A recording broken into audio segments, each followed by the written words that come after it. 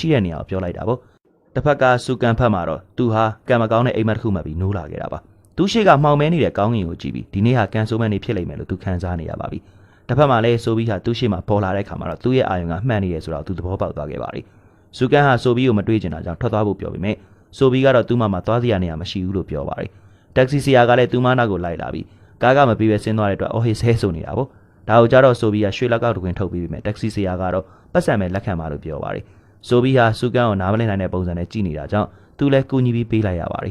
ဒါပေမဲ့ကားက1သိန်းခွဲတောင်ကျတယ်ဆိုတာကြားတဲ့အခါမှာတော့စူကန်ဟာလူလိန်ခံရပြီလို့ထင်သွားခဲ့ပါတယ်တက္ကစီဆရာကတော့တကယ်ကိုမခံမရနိုင်ဖြစ်သွားတာပေါ့သူကဆိုဘီအတွက်ကံကောင်း9ဆိုင်ကိုရှာဖို့စိုးတစ်မျိုးလုံးပတ်မောင်းခဲ့ရတာပါစူကန်ဟာမတက်နိုင်ပဲပတ်စံပေးလိုက်ရပြီးတဲ့နောက်ဆိုဘီကိုအပြင်မှာထားခဲ့ကအိမ်ထဲကိုစိတ်တူတူနဲ့ဝင်သွားပါတယ်ဇေရီယာလူတွေကလည်းဆိုဘီကိုမြင်တဲ့အခါမှာတော့စူကန်ရဲ့ရီးစားလို့ထင်သွားတာပေါ့အဲ့ဒီအချိန်မှာပဲအမျိုးသမီးတစ်ယောက်ကငါတလောက်လာဝဲတာကြောင့်စူကန်ဟာ900ဖို့ဝမ်းသာအားရပြေးထွက်လာခဲ့ပါတယ်အဲ့ဒီအမျိုးသမီးကဆိုဘီရဲ့လက်ကိုမတော်စားထိမိသွားတဲ့အခါမှာတော့ကြောက်မြတ်ရတနာကလင်းလက်လာပါတယ်ဆိုဘီကအဲ့ဒီအမျိုးသမီးကိုငါတလောက်အစားတူနာ9ဝဲဖို့ပြောလိုက်တာပါအမျိုးသမီးကတော့ဆိုဘီရဲ့အတိတ်ပဲမရှိတဲ့စကားတွေကိုကြားပြီးစိတ်မနှံ့ဘူးလို့ထင်သွားခဲ့ပါတယ်အဲ့ဒီအမျိုးသမီးထွက်သွားပြီးတဲ့နောက်မှာတော့စူကန်ဟာသူမအထီးကျန်နေခဲ့တာကိုတွေ့တာနဲ့နောက်ကနေလိုက်ပြီးပါတယ်သူထွက်သွားပြီးတဲ့နောက်မှာတော့ဆိုဘီဟာမြေကြီးပေါ်မှာပြုတ်ကျနေတဲ့ဘန်ကတ်တကယ်ကိုကားရောက်ခဲ့ပါတယ်သူမဟာအဲ့ဒီကောက်ယူပြီးသူတို့နောက်လိုက်သွားပြီးမှလမ်းမှာလူတစ်ယောက်ကသူမကိုဆွဲတားလိုက်ပါတယ်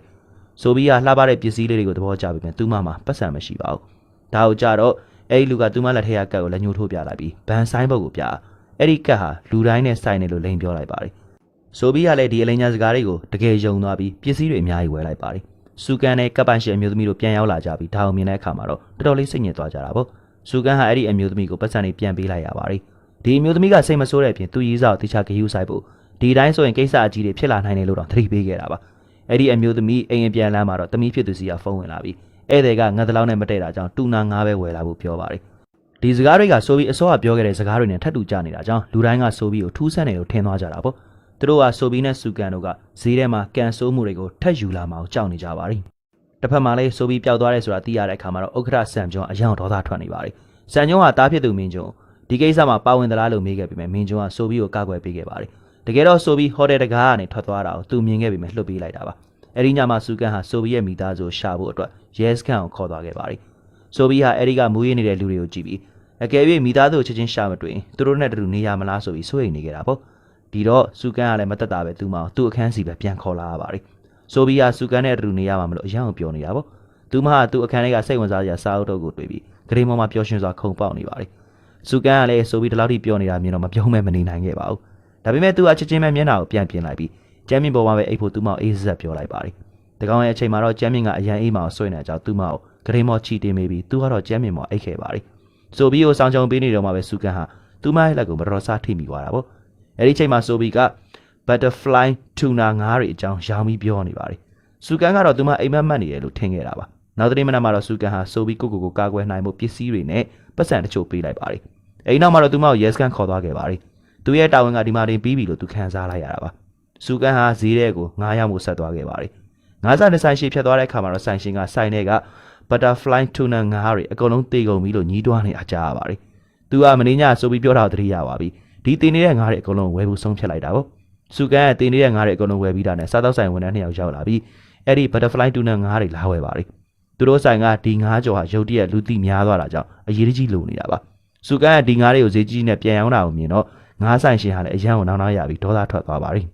ဒီအချိန်စူကန်ကတော့ပျော်ပျော်ရွှင်ရွှင်နဲ့ပဲဆိုင်ကိုပြန်လာခဲ့ပြီမယ်သူ့စိတ်ထဲမှာတော့ဆိုဖီအကြောင်းကိုပဲတွေးနေမိပါတယ်ရဲတွေကသူ့မောင်အိမ်ပြန်ပို့ပေးနိုင်မလားဆိုပြီးစိတ်ပူနေတာပါသူစိတ်ပူနေတဲ့ဆိုဖီကတော့တစ်ဖက်မှာပုံနေခဲ့ပါတယ်သူမဟာစူကန်ရဲ့အနားမှာပဲရှိချင်နေပြီမယ်လေသူတီသွားရင်ရဲစခန်းကိုထပ်ပို့မှအောင်ကြောက်နေတာပါအဲ့ဒီအချိန်မှာအနာအီဂျာခွေးနံလေးရတယ်ဆိုဖီကိုဆွဲဆောင်သွားတာပေါ့ဒီလိုမျိုးအီဂျာခွေးလေးကိုဆိုဖီတယောက်စားနေတဲ့အချိန်မှာပဲသူမရဲ့တငယ်ချင်းအစ်စ်ရောင်ဝိုးနဲ့ပြပပစကားပြောနေခဲ့ပါတယ်ဒါပေမဲ့လည်းစူကန်ကတော့စိတ်မအေးနိုင်မဲ့အလုပ်ကိုအာယုံစိုက်မရတာကြောင့်ဆိုဘီရဲ့အခြေအနေကိုစုံစမ်းဖို့အတွက်ရဲစခန်းကိုသွားဖို့ဆုံးဖြတ်လိုက်ပါတယ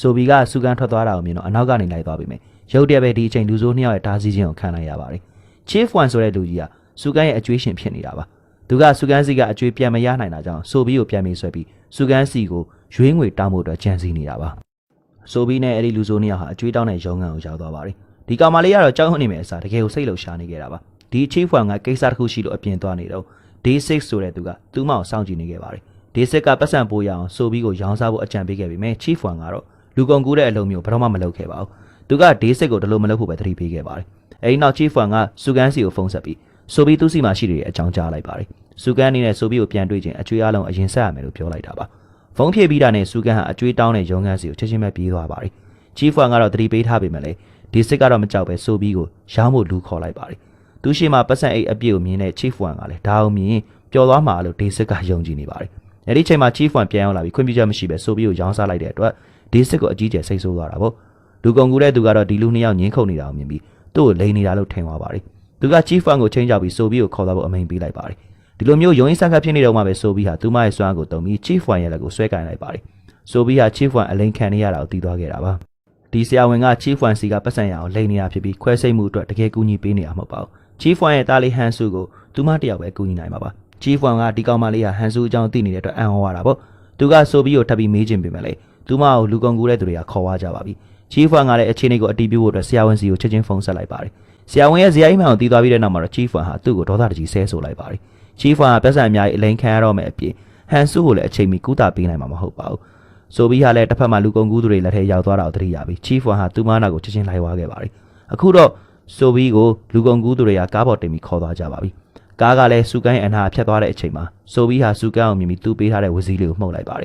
်လူကုန်ကူးတဲ့သူတွေကဒါအောင်မြင်သွားပြီးဝစီကိုလူယူကအပြင်လွှတ်ပစ်လိုက်တာပေါ့စူကန်လည်းဝစီတန်အောင်ကြာပြီးလှည့်ကြည့်လိုက်တဲ့အခါမှာတော့မြေကြီးပေါ်မှာရင်းနှီးနေတဲ့ဝစီလေးကိုတွေ့လိုက်ရပါတယ်စူကန်ဟာကားထဲမှာဆိုပြီးပါသွားတာကိုချက်ချင်းသိတာပေါ့ဒါကြောင့်ပဲသူကစပိန်စီအမြန်ငှားပြီးသူတို့နောက်လိုက်ဖို့ဖြတ်လန်းကနေနေပါတယ်ခဏကြာပြီးနောက်မှာတော့စူကန်ဟာကားရဲ့ရှေ့မှာပိတ်ရနိုင်ခဲ့ပါပြီသူကအသက်ကိုယဉ်ပြီးကားရှေ့ကိုပြေးထွက်ကလူကုန်ကူးသူတွေကိုကားရိုက်ခိုင်းလိုက်ပါတယ်ဒီလောက်ရကြောင်လူကုန်ကူးသူတွေဟာလည်းကြောက်လန့်ချအော်ဟစ်သွားတာပေါ့ကားရသွားတဲ့အချိန်မှာပဲဆိုပြီးဟာငရုတ်ကောင်းစပရေးကိုထုတ်ပြီးလူကုန်ကူးသူတွေရဲ့မျက်နှာတွေကိုပတ်ဖြန်းလိုက်ပါတယ်အဲဒီနောက်မှာတော့ဆိုပြီးဟာကားပေါ်ကနေပြေးထွက်လာခဲ့ပါတယ်ဆိုပြီးနဲ့စူကန်တို့ဝိုင်းထားခြင်းကိုခံရတဲ့အချိန်မှာပဲ Chief ကအချိန်မီရောက်လာခဲ့တာပေါ့သူကလူကုန်ကူးသူတွေကိုတားဆီးပေးပြီးသူတို့နှစ်ယောက်လွတ်မြောက်ကူညီပေးခဲ့ပါတယ်ဒါပေမဲ့ Chief တယောက်တည်းဖြစ်နေတာကြောင့်သူကရဲဇက်ဝိုင်းရိုက်ခံလိုက်ရပါတယ်ဆိုပြီးနဲ့စူကန်တို့ဟာလမ်းပိတ်နေတဲ့နေရာအထိအလိုက်ခံနေရပါပြီစူကန်ကတော့ဘာလို့ကမှမသိဒီကနေ့မှတေးရတော့မယ်လို့ထင်နေခဲ့တာပါဒါပေမဲ့လည်းစူကန်ရဲ့ထိတ်လန့်နေမှုနဲ့စန့်ကျင်ဘက်အနေနဲ့ဆိုပြီးကတော့အရန်ကိုတည်ငြိမ်နေပါတယ်အဲဒီချိန်မှာဆိုပြီးဟာသူမရဲ့လက်အိတ်ကိုချွတ်လိုက်ပြီးစူကန်ရဲ့လက်ကိုဆွဲကန်လိုက်ပါတယ်သူမရဲ့လက်ကပြန်ပြီးအလင်းတွေထွက်လာခဲ့ပါတယ်သူမကစူကန်ကိုအိုခဲတစ်လုံးပေးလိုက်ပြီးသူမအမိန်ပေးတဲ့အခါပြစ်ပတ်ဖို့ပြောလိုက်ပါတယ်အဲဒီနောက်ဆိုပြီးဟာအချိန်ဆွဲဖို့အတွက်လူကုန်ကူးသူတွေကိုသူမရဲ့စွမ်းအားနဲ့ညှို့လိုက်ပါတယ်အခွင့်အရေးရပြီဆိုတာသိတာနဲ့ဆိုပြီးကလည်းစူကန်ကိုအိုခဲပြစ်ဖို့အကြီးကျယ်အော်ပြောလိုက်တာပေါ့โอเคဟာလမ်းကြားထဲကနေလွှင့်ထွက်သွားပြီးရဲကားကိုသွားမှန်ပါတယ်လူကုန်ကူးသူတွေဟာလည်းရဲတွေကိုမြင်တော့ထိတ်လန့်ကြထွက်ပြေးသွားပြီမဲ့နောက်ဆုံးမှာတော့အားလုံးအဖမ်းခံလိုက်ရပါပြီရဲတွေကသူတို့ရဲတကက်အမြန်ခေါ်သွားပြီးဆိုပြီးနဲ့စူကန်တို့လည်းအနောက်ကနေလိုက်သွားခဲ့ပါတယ်ထူးဆန်းတာကဆိုပြီးဟာသူမကို Chief ကခေါ်သွားတာကိုထည့်မပြောခဲ့ပါဘူး Chief ဟာလည်းလူကောင်းတစ်ယောက်ဖြစ်လိမ့်မယ်လို့ဆိုပြီးကစူကန်ကိုရှင်းပြခဲ့ပါတယ်ရဲစကန်နေထွက်ပြီးတဲ့နောက်မှာတော့ဆိုပြီးဟာဂရီပေးထားတဲ့အတိုင်း Chief ရဲ့အိမ်ကိုသွားခဲ့ပါတယ်သူမဟာ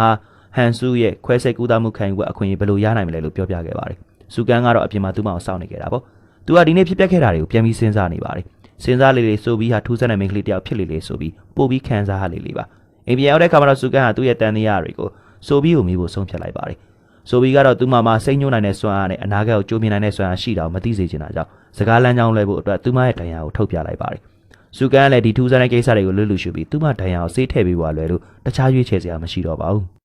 ူးအဲဒီနောက်မှာတော့ဆိုပြီးကိုအိမ်မှာပဲနေဖို့ပြောပြီးတဲ့နောက်မှာတော့စူကန်ဟာအခြေအနေကိုစုံစမ်းဖို့သူမရင်ကတိတ်ခဲ့တဲ့ဟိုတယ်ကိုသွားဖို့ဆုံးဖြတ်လိုက်ပါတယ်ဟိုတယ်ကဝန်ထမ်းကိုမိန်းကလေးတယောက်ပျောက်ဆုံးနေတဲ့ဧည့်သည်ရှိလားလို့သူတို့မေးခဲ့ပါတယ်ဝန်ထမ်းတွေကတော့ဟိုတယ်မှာပျောက်ဆုံးနေတဲ့ဧည့်သည်မရှိလို့ပြန်ပြောခဲ့တာပေါ့အဲဒီချိန်မှာပဲစူကန်ဟာအတွေးမှုချအောင်မြင်လိုက်ရပါတယ်သူကဆိုပြီးကိုရှာဖို့သူ့ရဲ့လက်အောက်ငယ်သားတွေကိုပြောနေခဲ့တာပါသူမျက်နှာပေါ်ကအရေးတကြီးဖြစ်နေတာကိုကြည့်ပြီးဆိုပြီးဟာလည်းဟိုတယ်ကတာမန်ဧည့်သည်တယောက်မဟုတ်ဘူးဆိုတာစူကန်သိချသွားခဲ့ပါတယ်ဒါကြောင့်စူကန်ဟာဟိုတယ်ကနေအမြန်ထွက်လာခဲ့ပြီးမှတကားဝမရောက်ခင်မှာပဲဝန်ထမ်းတွေကသူ့လှမ်းခေါ်လိုက်ပါတယ်တခုမှနေပြီဆိုတာသိတာကြောင့်စူကန်ဟာအမြန်ဆုံးထွက်ပြေးတော့တာပေါ့ထွက်ပြေးနေတော့မှပဲသူဟာမင်ဂျွန်နဲ့တိုက်မိသွားပါတယ်မင်ဂျွန်လည်းသူ့ဒီမှာတွေ့ရလို့အရန်အံ့ဩနေခဲ့တာပါစူကန်ကတော့မင်ဂျွန်အာယုံဆိုင်ဖို့စိတ်မပါပဲတကားစီကိုအမြန်ပြေးသွားပြီမဲ့ကန်ဆိုးစွာနဲ့ပဲတကားပိတ်နေခဲ့ပါတယ်မင်ဂျွန်ကလည်းဒါကိုမြင်ပြီးစူကန်လွတ်မြောက်ဖို့အတွက်တကားကိုဖွင့်ပေးလိုက်တာပေါ့မင်ဂျွန်ရဲ့ဒီလောက်ရဲ့ကြောင့်စူကန်ဇဝေးစွာဖြစ်သွားခဲ့ပါတယ်မင်ဂျွန်ကတကယ်ပဲလူကောင်းမဟုတ်ဘူးလားဆိုတာကိုသူမသိပါဘူးတကယ်တော့မင်ဂျိုဟာဆိုပြီးကစူကန်ရဲ့အိမ်မှာရှိနေတာကိုသိတာကြာပါပြီသူကဆိုပြီးကိုခဏတော့လွတ်လွတ်လပ်နေခွင့်ပေးထားတာပါစူကန်အိမ်ပြန်ရောက်တဲ့အခါမှာတော့အိမ်ရှင်ကစပိန်ပြန်တောင်းနေခဲ့ပါတယ်ဒါကဆိုပြီးကိုသွားခဲ့တော့ကသူငှားသွားတဲ့စပိန်မှာစူကန်ဟာစပိန်ကိုပြန်ရှာဖို့အတွက်အခင်းဖြစ်ပွားတဲ့နေရာကိုပြန်ဖို့ရလွယ်လို့တခြားရွေးချယ်စရာမရှိတော့ပါဘူးဆိုပြီးကလည်းအခန်းထဲကနေဆင်းလာပြီးသူ့ကိုမြင်တော့ပျော်ပပအနောက်ကနေလိုက်လာခဲ့ပါတယ်စပိန်ကိုပြန်တွေ့ပြီးတဲ့နောက်မှာတော့ဆိုပြီးကိုစူကန်အိမ်ပြန်ခေါ်လာခဲ့ပါတယ်ဒါကသူမတော့ပထမဆုံးအချိန်စပိန်စီးဘူးတာဖြစ်ပြီးဒီလိုမျိုးလွတ်လပ်တဲ့ခံစားချက်ကိုသူမတကယ်သဘောကျသွားခဲ့တာပါဒါကြောင့်ဆိုပြီးဟာသူမနဲ့တူ220ကျော်ရှိခဲ့တဲ့လက်အိတ်တွေကိုချွတ်ပစ်ပြီးဆုံးဖြတ်လိုက်ပါတယ် သူမအမြဲတမ်းလက်ရည်ဆွထားတဲ့အကြောင်းရင်းကတော့လူသားတွေနဲ့တိုက်ရိုက်ထိတွေ့မှုရှောင်ကြည့်ဖို့ပါစုံမတစ်ယောက်ကလူသားတစ်ယောက်ကိုထိတဲ့အခါမှာအဲ့လူရဲ့ကန်ဆိုးမှုတွေဟာသူတို့ရဲ့ခန္ဓာကိုယ်ရဲ့ကူးပြောင်းသွားမှာဖြစ်လို့ပါဒါကြောင့်မီဆူကဆိုဘီကိုလက်ရည်ချိုးခွင့်မပေးခဲ့တာပါဆိုဘီရဲ့လက်ရည်တွေကိုလွှတ်ပစ်လိုက်တဲ့လုပ်ရဟာသူမှလွတ်လပ်ချင်တဲ့ဆန္ဒကိုဖော်ပြနေတယ်လို့ပါစူကန်ဟာလည်းဆိုဘီကိုသူ့အိမ်မှာခဏလောက်နေခွင့်ပေးဖို့ဆုံးဖြတ်လိုက်ပါတယ်သူဟာဆိုဘီကိုအခြေခံလူနေထိုင်မှုပုံစံကျွမ်းကျင်မှုတွေကိုသင်ပေးခဲ့ပါတယ်နောက်တစ်နေ့မှာတော့ဆိုဘီနဲ့စူကန်တို့ဟာဈေးထဲမှာလမ်းလျှောက်နေခဲ့ကြတာပေါ့အဲ့ဒီချိန်မှာပဲ Chief Wan ကဆိုဘီကိုကျေးဇူးတင်တဲ့အတွက်ရုတ်တရက်ပြေးလာခဲ့ပါတယ် Chief Wan နဲ့သူ့ရဲ့သားတို့ဟာသူမပြောတဲ့အတိုင်းလုပ်ခဲ့ကြလို့ဟန်ဆိုကိုခွဲစိတ်ဖို့အခွင့်အရေးရခဲ့တာပါ Chief Wan ဟာဆိုဘီကိုဘယ်လိုကျေးဇူးတင်ရမှန်းမသိအောင်ဖြစ်နေခဲ့ပါတယ် Chief Wan လိုမျိုးအကျွေးတောင်းတဲ့လူမျိုးကဒီလောက်ထိကျေးဇူးတင်ရအောင်ဆိုဘီကဘယ်လိုမျိုးနောက်ခံမျိုးရှိတယ်လဲဆိုတာသူတို့မသိတော့ပါဘူး Chief Wan နဲ့စကားပြောပြီးတဲ့နောက်မှာတော့ဆိုဘီဟာဒီမှာရှိတဲ့လူတိုင်းကစူကန်ကိုမုန်းနေရတဲ့အကြောင်းရင်းကသူယူဆောင်လာတဲ့ကန်ဆိုးမှုတွေကြောင့်ဆိုတာသိသွားခဲ့ပါတယ်ဒါကြောင့်သူမဟာစူကန်ကိုဒီဈေးရဲ့ကန်ကောင်းတဲ့လူဖြစ်အောင်လုပ်ပေးဖို့ဆုံးဖြတ်လိုက်ပါတယ်တစ်ဖက်မှာလည်းမင်းကျွန်းဟာစူကန်နဲ့ဆိုဘီကိုရှာဖို့နောက်တစ်ချိန်ရောက်လာခဲ့ပါတယ်စူကန်ဟာမင်းကျွန်းကိုမြင်တော့အကြီးကျယ်ဒေါသထွက်သွားတာပေါ့စူကန်ကသူဟာအရင်ကစူကန်မဟုတ်တော့တဲ့အကြောင်းနဲ့အခုတော့သူတို့ကြားမှာဘာပတ်သက်မှုမှမရှိတော့တာကြောင့်မင်းကျွန်းကိုသူ့ကိုလာမနောက်ရှက်ဖို့ပြောလိုက်ပါတယ်ဆိုဘီကတော့စူကန်ကိုကူညီဖို့ဈေးထဲကဆိုင်အောင်တွားခြင်းလို့စိတ်လှုပ်ရှားနေခဲ့ပါတယ်